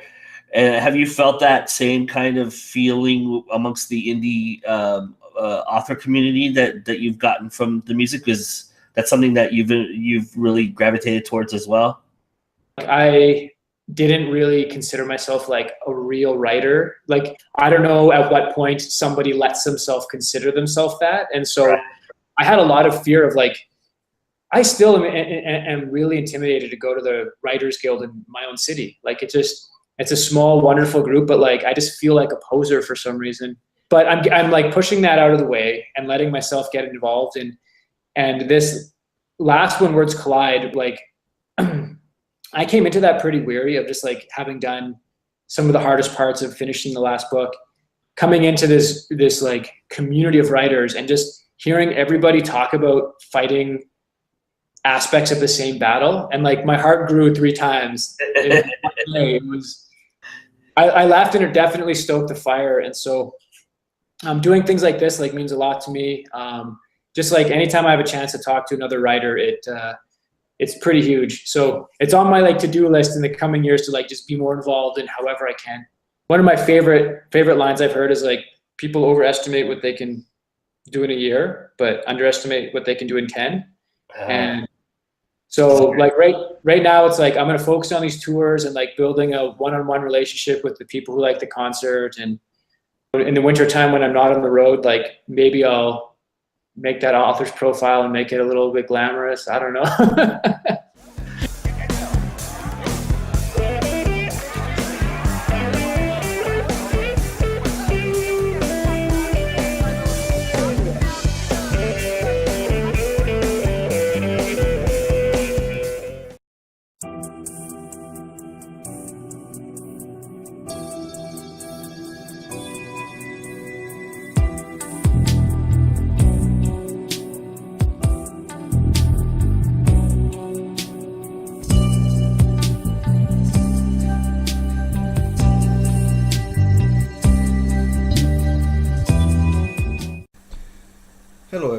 This is Jin Okubo for GoIndieNow Indie Movie Reviews.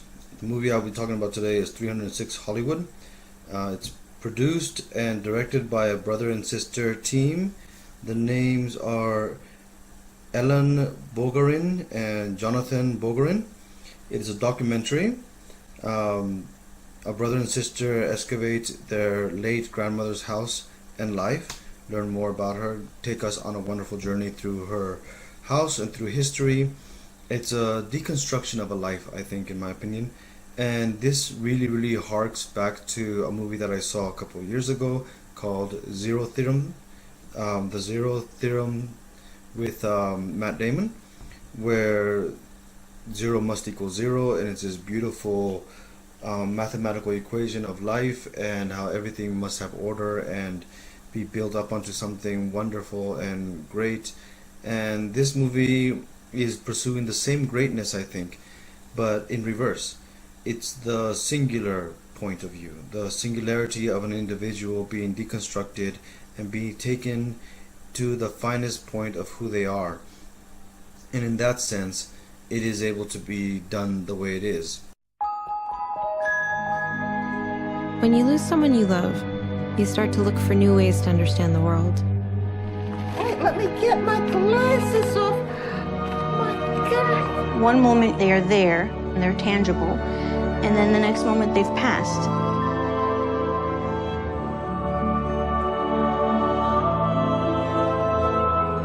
Where does your grandmother exist now that she's dead?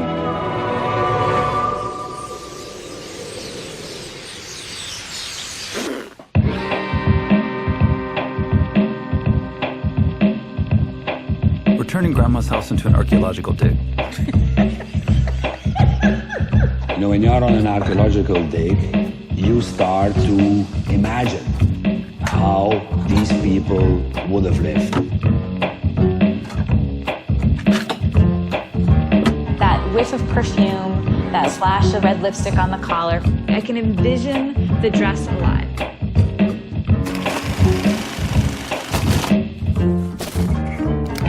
We interviewed her every year for 10 years. Do you ever wish you were young? No. Grandma, are you vain? Oh, yes, I am. Do you miss sex? Oh, no, not at my age. A person, and especially a person that you care about, has a presence that goes far beyond their material body. Are you scared of dying? Oh, no. Oh, no, never. I'm not scared of dying at all. At 86 years of age, I think I'm very fortunate I've lived so long.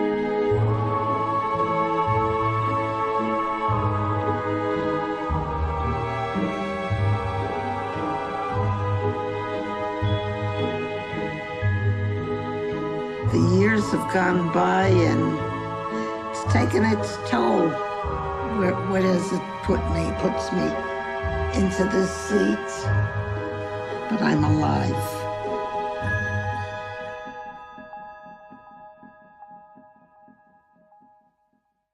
Seeing the trailer, you can see what they're accomplishing in their search, which is learning more and bringing to life more their grandmother.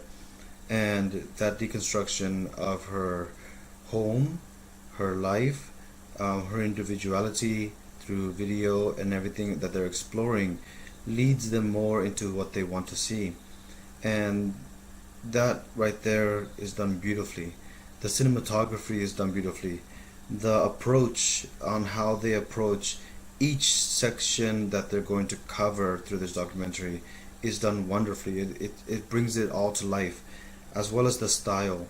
Not just filming the movie in the genre you want to film in, but getting captivated into it.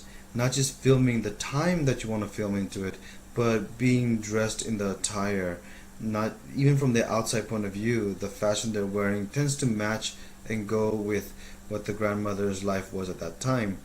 I really recommend this movie to be watched by people who enjoy documentaries, people who enjoy perusing the lives of certain individuals and learning the deepest, darkest secrets of them. There are a couple of things that, for me personally, were things that I did not enjoy about it, but there's that in every single film. What I really loved about it was the cinematography, the costume design, the fashion, the getting to know a loved one and being in touch with that person, which I think we're missing in today's day. This is Jin Okubo. You guys have a good one.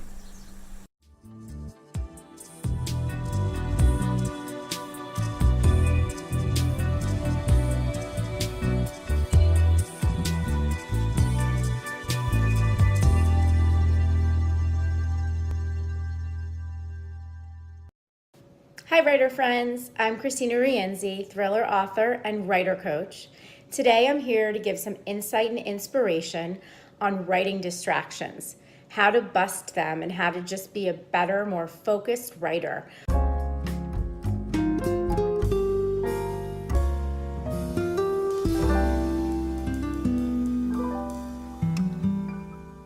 We all as authors have this. We have distractions to our writing. There are lots of culprits. Some we create ourselves and some just happen.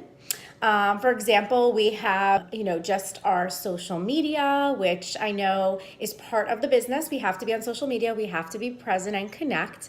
And all of that author marketing stuff we have to do, our newsletters and blogs and website, that can be a distraction to actually writing.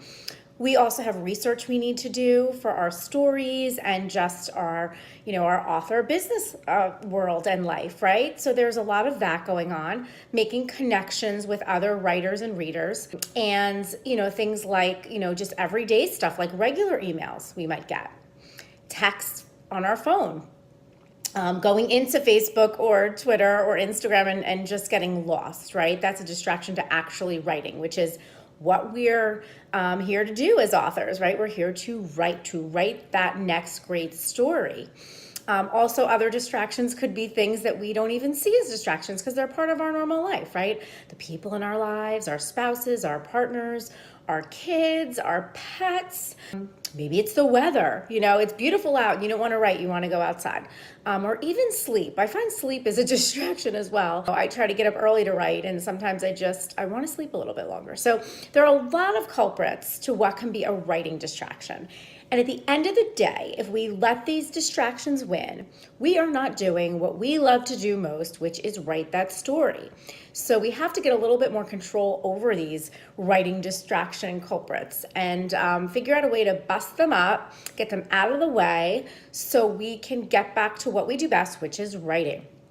So there are a million things that you can do and try, and lots of articles out there and YouTubes and all that kind of stuff. But I really tried to think about some really easy ways, some steps that you can take on a regular basis that are pretty simple and pretty generic, would fit everybody. And I have 5 steps you can take on your road to busting up those writing distractions and getting back to writing, okay? So the first thing I think is easy enough for all of us to do is to make writing a priority, right? That's really important. Writing is important to you. It's something you want to do. Make it a priority. That begins in your mind. So start with it being a priority in your mind, like this is something important to me. This is something I want to do in my life and I'm going to do it. And with that mindset, what the first thing to do, whether it's on your phone, online, I have a real live planner, like old fashioned handwritten planner.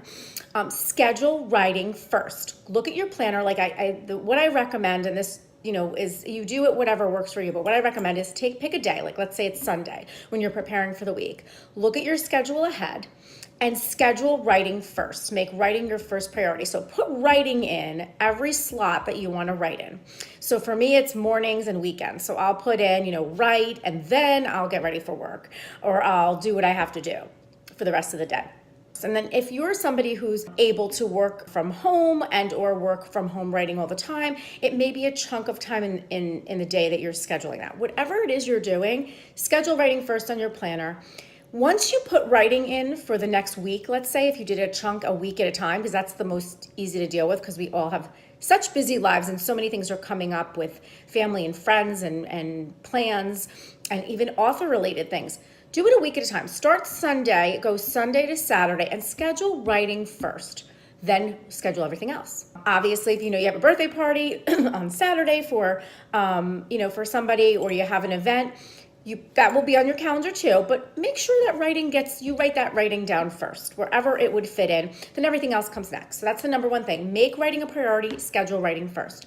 The second thing you can do after you do that is create an accountability for yourself. You can say, I'll write, I'll set my alarm, I'll put a timer on my phone. That's great. But what other ways of accountability can you set? Because sometimes that works and sometimes that's not enough.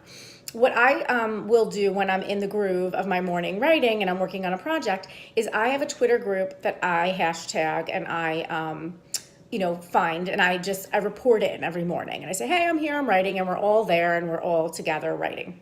And it's a 5 a.m. writers group.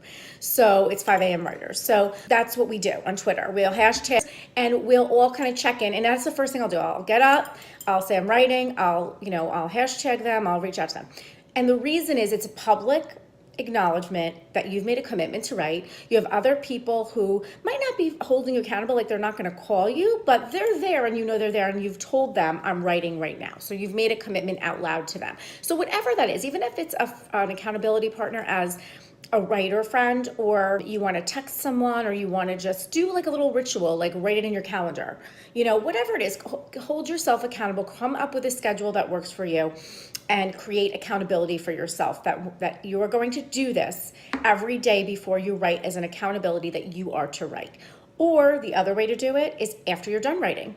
What I used to do is put my word count in my calendar. I would just write whatever words I accomplished for the day. So it was like I was done writing, I wrote my word count down, or I just checked off on the list. Checked off, crossed off, writing, done for the day. That made me feel good. It was an accountability. I need to check that off. I need to cross that off. I need to write my word count down, or I need to check in with somebody. That's really important. It keeps you on track. Third thing, hard to do, but needs to be done. When you're in the writing room or your writing space, turn off your phone. Better yet, leave it in the other room. Close the door to where you are if you can, if possible. If not, and there's people around and things, put headphones on. Anything you do, or if you could leave the house and go to the library, do that. Starbucks, Panera, whatever's convenient for you. Make sure that anything that's going to get in your way of writing, that's going to pull your attention away in the writing moment, remove it. Remove it to the best of your ability. You know what that is. That's really important to do. So turn all the distractions off. If you're on your computer, turn off the internet, notifications. I don't even put Wi-Fi on when I'm writing. I turn everything off. I turn my phone off. I turn the Wi-Fi off. I go in a room. I close the door. I'm by myself. All I can do in there is write. I don't want to be distracted. Now, my office has a lot of stuff going on, but I'm focused, and I keep telling myself, look back at the computer. If I'm having a hard time concentrating, I redirect my brain. No distractions. Don't look at the piece of paper on the desk. If it's easier for you, declutter your desk and the space you're writing. So anything you can do to all that you're doing in this time is writing. So everything else needs to be eliminated. Internet, phone, people, noise, if that works for you. If it doesn't and you need music, that's fine. But anything that you know is going to get in your way, get rid of it. This is about writing, and you got to stay focused on that. The other thing I do, number 4, is set a timer. If I have an hour in the morning, before I have something else I need to be doing, work or otherwise, I set a timer. I get in the seat, I set the timer, in an hour I'm done. So I know this is my writing time. It's 1 hour and that's all I have. If you're writing all day long, then I recommend it in the opposite direction. Set a timer to get up, to get something to eat, to get a drink, to go for a walk, to clear your head, to answer, if you have to answer texts and emails and things like that. Set a timer. Oop, the timer went off once an hour. Let me get up. Let me do what I got to do. Back to writing. Shut that off. So using timers to be your clock and your kind of like personal assistant telling you what you need to do and not to do is really key, because you're not thinking, oh, do I have to do this, do I have to do that? And your mind is going. The timer goes off. Oop, time to grab lunch. Time to email so-and-so. Time to do social media, which, by the way, anytime you do social media, when it's specific to your business, or it's something that needs to be done, not just, you have a few hours to kill and you want to check out what's going on Facebook. When it's specific to what you're doing for your writing world, set a timer. Give yourself a half hour, an hour a day. Too much is no good, because you'll get sucked in and then other things won't get done. And too little isn't good either because you really want to be there to connect. So setting a timer is key for everything you need to do. And the fifth and final thing that you can do once you've scheduled your writing, made your writing a priority and scheduled it first on your calendar, you have created an accountability for yourself to do this. You have gotten rid of every distraction you can think of in the environment in which you're going to be writing. You have set your timer for whatever you need to set your timer for. Once you've done all of that and you're there and everything is fallen away, be purposeful. Be purposeful in the time you're spending. This is precious time for you. This is writing time. This is creative time. This is story time. Be purposeful. What I mean by that is focus, be there. Be in the story. Focus on what it is you're writing. Focus on the characters. Focus on just the plot, whatever it is you need to do. If you're editing, whatever you're doing with your time. Focus, be purposeful. This is your time. It's precious. It should have all of your energy, even if it's a half hour, it doesn't matter. The time doesn't matter. When you're in the moment and you're you're being present and purposeful, amazing things are going to happen. Your writing is going to flow. You're going to be in the zone. Stuff is going to happen in your story that's unexpected because everything has fallen away and all there is you in the story. So I hope that this helped. I know there's a million tips and tricks out there. I felt like these were easy enough for me to share with you, something everybody can do. Some writing distraction busters. Schedule your writing first. Create accountability. Turn off your phone. Get rid of all your distractions. Set a timer for whatever you need to address during this so that your obstacles are taken away from you. Get rid of those obstacles. And finally, be present and purposeful. And I promise you, you will write an amazing story that you will be very proud of. So thank you so much for letting me share my tips and tricks for writing distractions with you today. Again, I'm Christina Rienzi, thriller author, writer, coach. You can find me at ChristinaRienzi.com. If you are looking for a writer group to connect, inspiration, some coaching, information, I share funnies and we just kind of connect and get together. I have a group on Facebook called The Write Group, WRITE with periods in between. Each letter stands for something, so it's Write Group, and I would love to have you. So find us on Facebook and join. So that's it, writer friends. Go forth, get rid of those distractions, and write the best story you possibly can.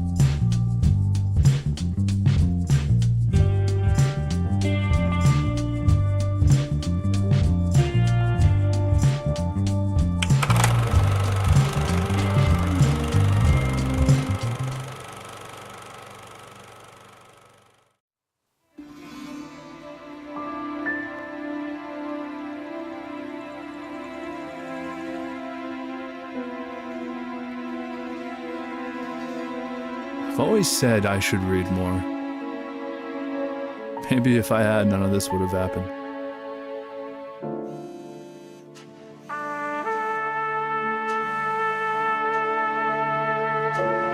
Let me start at the beginning. It had been a long day. I wanted a brief respite from the endless cruelty of out there.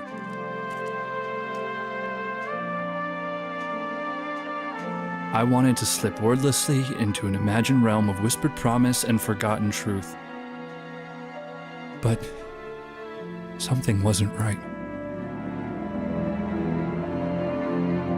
This dirty laundry wasn't mine.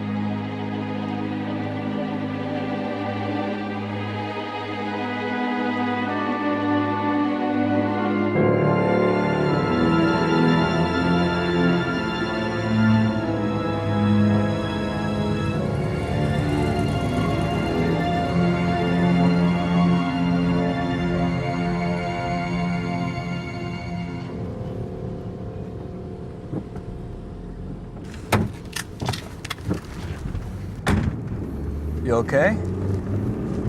Your message was concerning. Some mooch has been stealing my Netflix. You're kidding. Who do you think it was? I didn't have to think. I knew who the crook was. This buffoon. One of my so-called friends. At least he used to be.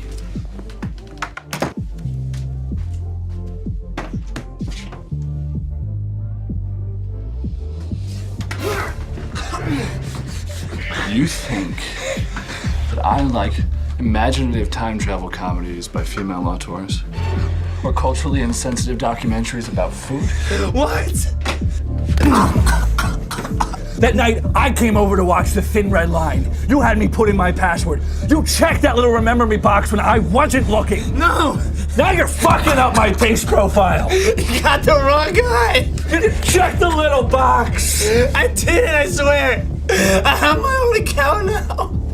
See for yourself.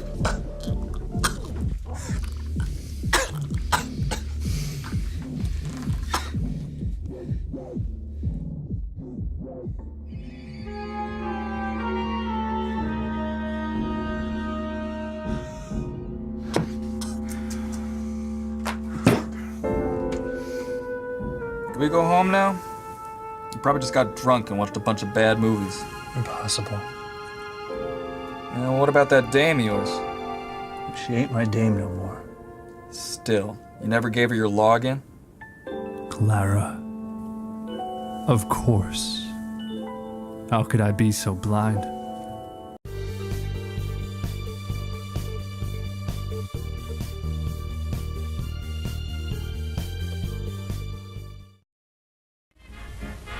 Did you ever want to forget anything? Did you ever want to cut away a piece of your memory or blot it out?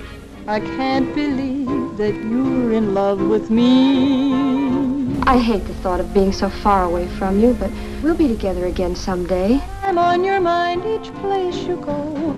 I was tussling with the most dangerous animal in the world, a woman. Hey, you! Come on if you want to ride. What's your name? You can call me Vera if you like. There's a folding bed behind this door. You know how to work it? I just can't imagine that you love me. Just remember who's boss around here. If you shut up and don't give me any arguments, you'll have nothing to worry about. I'm the lucky one. I can't be... Even if you did tell the cops I was in on it with you, what could they do to me? Give a lift to a tomato, you expect it to be nice, don't you?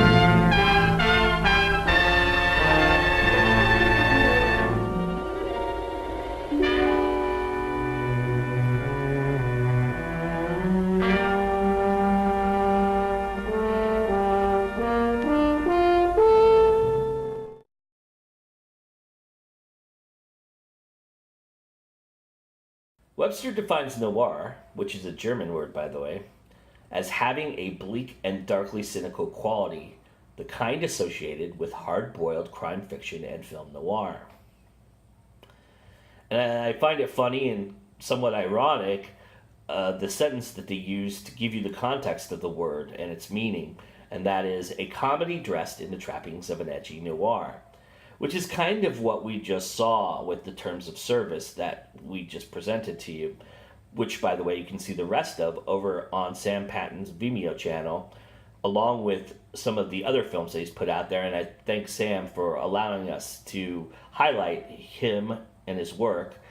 And go check him out. All the links to him are also available in the description box, as well as the rest of the movie, as well as all our guests and all our presenters here on our show. As always, go check out what they're doing, go stalk them, go purchase their art, and just support what they're doing, because they're out there making a difference and doing what they love to do.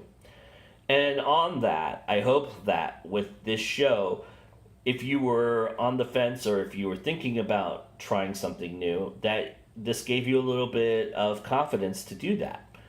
There's nothing wrong with trying different disciplines and putting yourself out there. And there's certainly nothing wrong with trying and failing. That's the only way you can learn. And the great thing about being independent is that you have this opportunity to really play with it, to hone it, to get it to a level in which then you can put it out there. You know, I would never be afraid to put anything you do out there. We're one of many shows and many outlets for marketing and publicity out there that can help you. And if you're savvy enough, you can find those places. And if you watch our shows, you'll see some of those places you can go.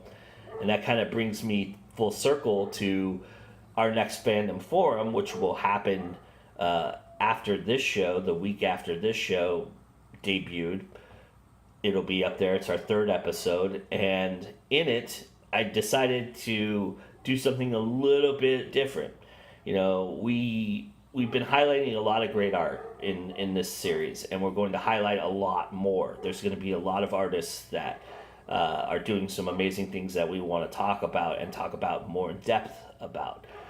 But I thought for this particular episode, I would lead you to some places you can go to hear about how this is done on a weekly, daily, through podcasting or through a Patreon page. I have 3 awesome shows, 3 awesome contributors that talk about film and movies, and especially indie movies, and especially older indie movies. So we all sat down, watched an indie movie, and a very old indie movie, and talked about it. And they have Patreon pages, they have podcasts that you can download, and they're all doing different things with those. So I thought we would highlight some indies talking up some indies. And so that's what our 3rd episode is going to be about, and it is, ironically, a noir film. So I thought it would be cool at the end of this show to kind of bookend, to start the journey with a noir, and then, you know, end our journey with a noir and lead it into the next journey, which is our fandom forum for the next episode. So that being said, I hope you guys enjoyed that. I hope you enjoyed our show here. And as always, if you did, please do comment, like, subscribe. Comments are very, very welcome. I love to hear what you're thinking, what you have to say, what you gleaned from this show, what you would like to see from this show. I would love to hear all of that. So please post in the comments and let us know. With that being said, you know what it is. It's always time to go indie now, and we'll see you at our next episode. All right, everybody, take care.